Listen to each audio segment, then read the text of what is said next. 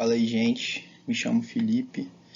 Juntamente com o Iago, eu vou apresentar um pouquinho aqui sobre a internet das coisas na disciplina de PCP-2 da UFRJ Macaé, da professora Milena Diniz. Então, gente, quando a gente fala sobre revolução tecnológica, que é um tema em grande pauta hoje em dia, principalmente a partir dos anos 2000, quando a tecnologia despontou de uma forma absurdamente rápida, a noção da internet das coisas é um dos assuntos principais. Esse fenômeno ele é atual e está em constante desenvolvimento com o passar dos anos. Mas, afinal, o que é a internet das coisas, né?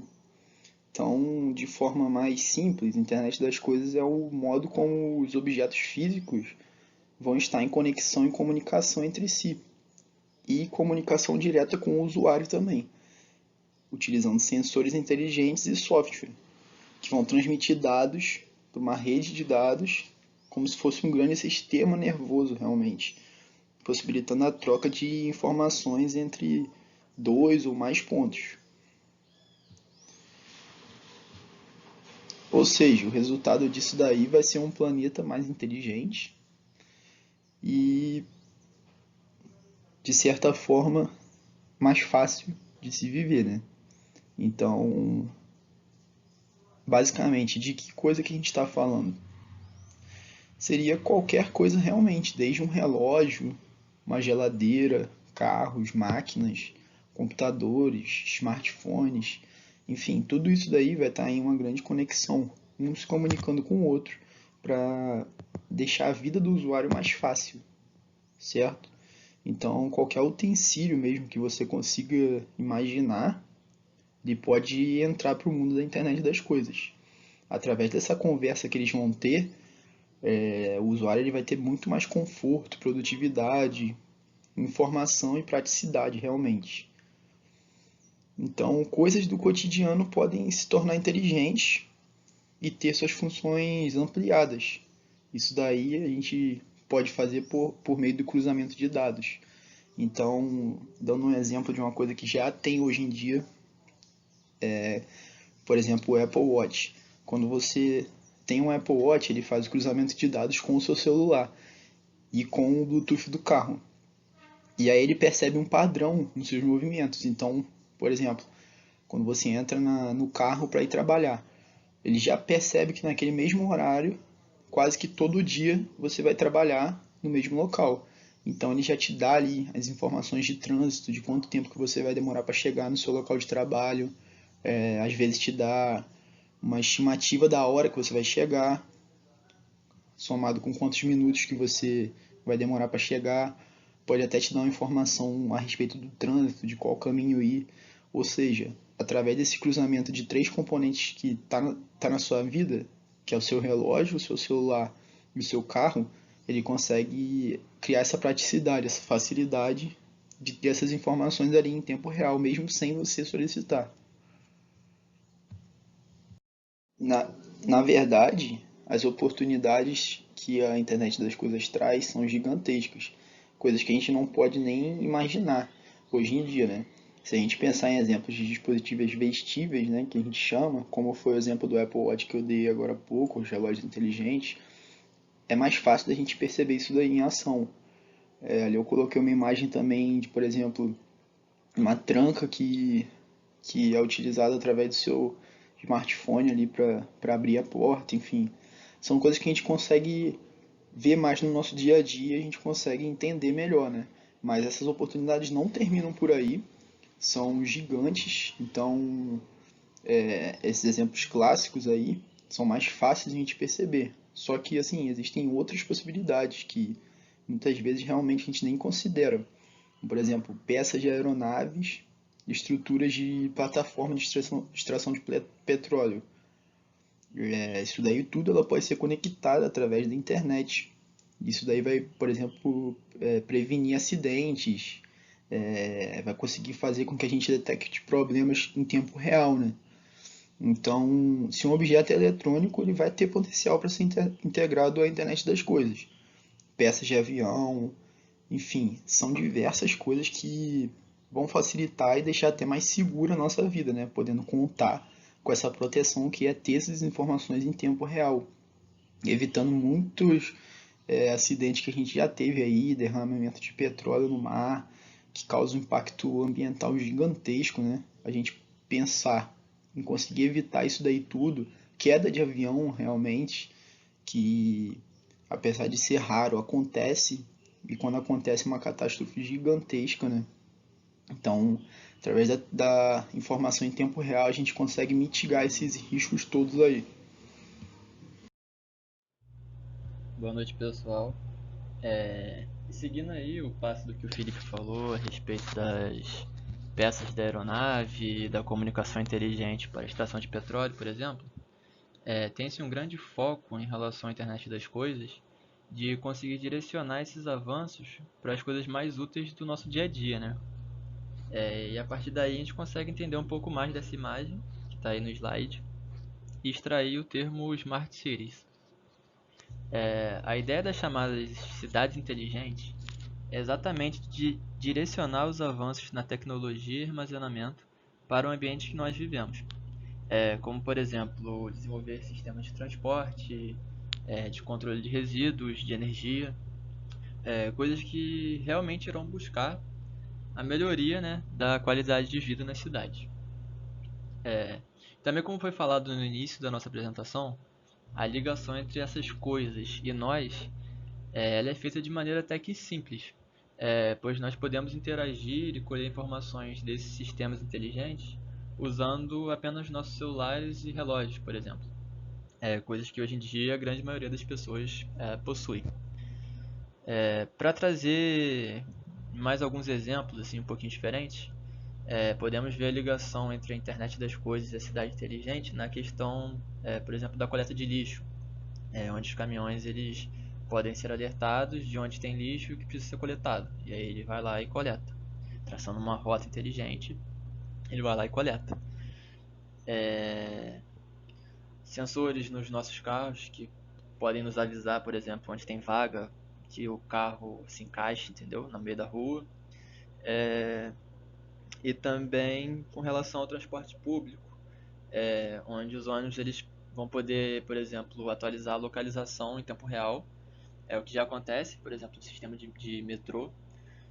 Para quem estiver esperando o ônibus no ponto, ele vai saber, né? Quanto tempo que demora para chegar, ou então, por exemplo, a pessoa que vai chegar no ponto ainda para saber se consegue pegar o próximo ônibus ou não, para poder se programar direitinho e tudo mais. Além disso, vários outros setores poderão evoluir juntamente da internet das coisas. São vários aí que estão no slide, por exemplo, o setor hospitalar, a questão da poluição do ar, a educação, entre outros. E quando a gente fala de internet das coisas, não tem muito como fugir de um dos temas que mais rapidamente vem na cabeça, né? Que é a relação com o Big Data, que nada mais é do que a relação com os dados que serão armazenados, coletados e armazenados e distribuídos pela internet das coisas. Como a gente já mencionou, os dispositivos conectados à rede da internet das coisas estão todo o tempo emitindo, recebendo, trocando e cruzando dados. E de fato a gente produz hoje muito mais dados do que a gente consegue imaginar.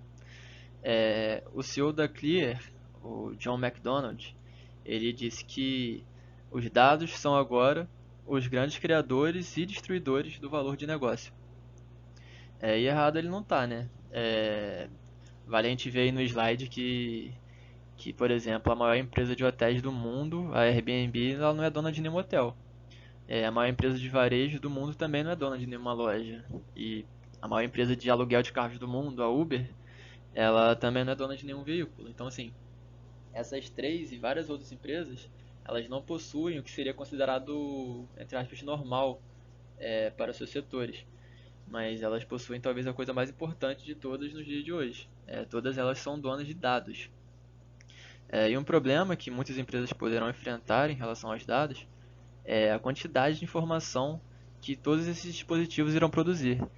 Essas empresas elas buscam melhorar e deverão evoluir ainda mais nas questões dos meios de armazenamento, de como rastrear e analisar e como fazer o melhor uso possível dessa grande quantidade de dados.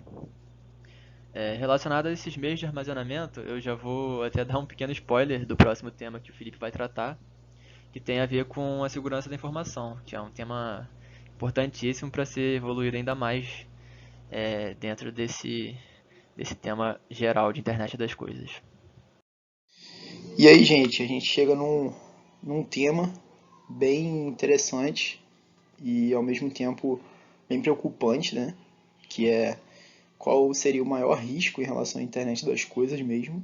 Então, basicamente, é segurança e privacidade, né? Porque se a gente parar para pensar, quanto mais coisas tem conectadas, maior o risco, né? Porque é a maior quantidade de informação nossa ali, que está diariamente sendo armazenada em dados conectados, né? Na internet. Então, levando em conta que informação atualmente é um dos ativos mais importantes que a gente tem, mais valiosos que a gente tem, quanto mais informação nossa está conectada nessas redes de dados, mais arriscado é, né? Então a gente tem alguns exemplos aí há pouco tempo.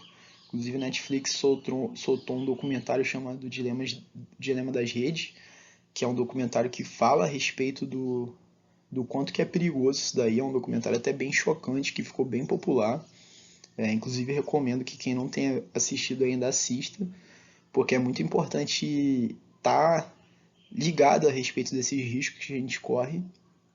E a gente tem outros exemplos, por exemplo, do vazamento de dados do Facebook, que inclusive o Facebook já até influenciou campanhas eleitorais de presidência, realmente. As fake news também, que é um pouco de responsabilidade social que a gente tem, né? Muitas vezes chega um turbilhão de informação pra gente, a gente só passa à frente, não filtra essa informação. E aí entra outros tipos de risco, por exemplo, risco de informações confidenciais do governo, risco de informações de pessoas-chave dentro do governo, dentro das empresas, enfim. Conforme vai ficando mais coisas conectadas, com mais informação armazenada, consequentemente vai ser maior esse risco. Então a gente tem que estar muito atento a respeito do que a gente faz na internet, para se preservar um pouco, né? Por outro lado, essa tecnologia que vai aumentando, ela também ajuda na nossa segurança, no armazenamento de dados, mas é tudo a forma que a gente utiliza essa tecnologia, né? Então a gente chega agora nos 3 Cs da internet das coisas, começando pela comunicação. Então essa comunicação, ela faz com que informações cheguem às pessoas de forma mais fácil, né? E aos sistemas em geral, enfim. A gente pode exemplificar isso daí em diversos setores, por exemplo, até dentro do nosso dia a dia, com o nosso carro. Antigamente a pessoa teria que ser um mecânico ou entender bastante de carro para conseguir saber a hora de trocar determinado equipamento ou peça dentro do motor. Às vezes a pessoa tinha que olhar o óleo, né, para ver se estava na hora de trocar. E hoje em dia muitos carros já simplesmente através de sensores acendem uma luzinha que mostra para qualquer pessoa que ela deve trocar aquela peça, fazer uma revisão, trocar o óleo, enfim. Então você não precisa mais ser profissional daquela área para saber a hora de fazer uma manutenção. Então tem diversos outros exemplos também, né? Por exemplo, o GPS. A gente usa muito o GPS em trânsito, mas essa localização também pode ser importante para itens que se movem, no caso dentro de empresas, por exemplo. Então você consegue se localizar dentro de uma empresa, de um galpão gigante. Isso daí é importante, essa comunicação, inclusive para a própria segurança, né? Porque são manuseados equipamentos gigantescos de toneladas de peso. E você ter essa informação ali em tempo real, essa comunicação em tempo real, é extremamente importante para a sua segurança. A gente pega aí no setor da saúde, por exemplo. A internet das coisas pode ajudar um hospital a rastrear a localização de cadeiras de rodas, enfim, instrumentos que vão ser utilizados em alguma cirurgia, tudo através de uma espécie de GPS, né? Em tempo real também. Então, um determinado médico precisou de algum equipamento, de alguma cadeira de roda mesmo, Ali em tempo real já vai mostrar que não está disponível aquele equipamento, né? Se pegar o setor de transporte, uma empresa ela pode oferecer o rastreamento em tempo real de pacotes, por exemplo.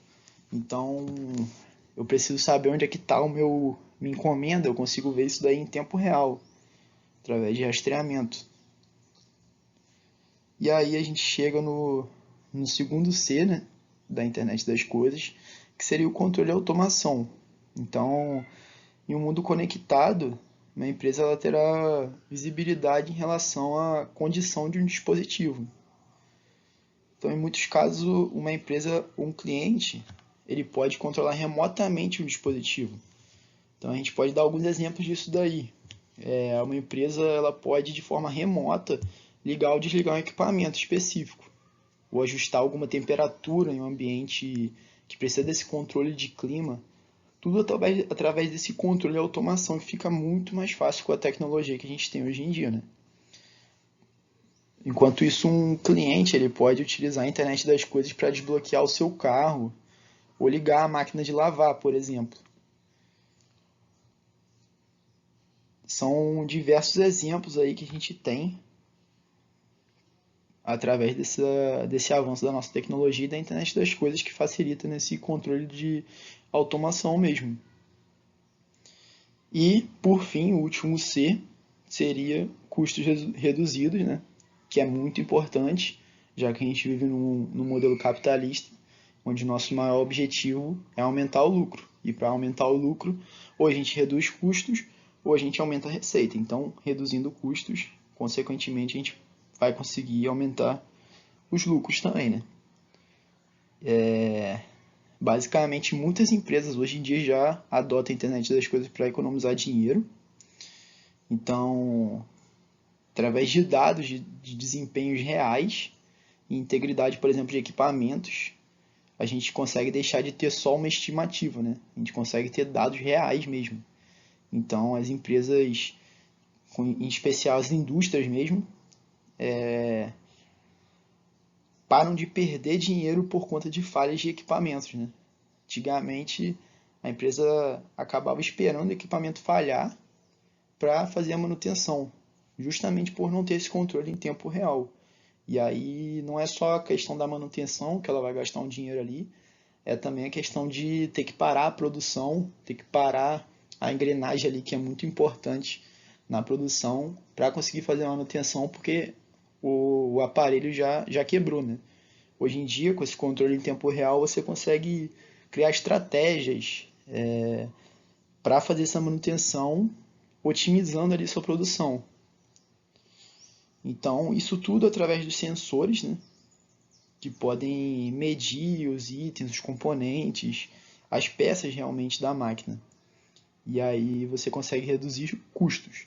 Outro exemplo também é o transporte. Você consegue reduzir o custo de combustível. Hoje em dia os carros já conseguem te mostrar ali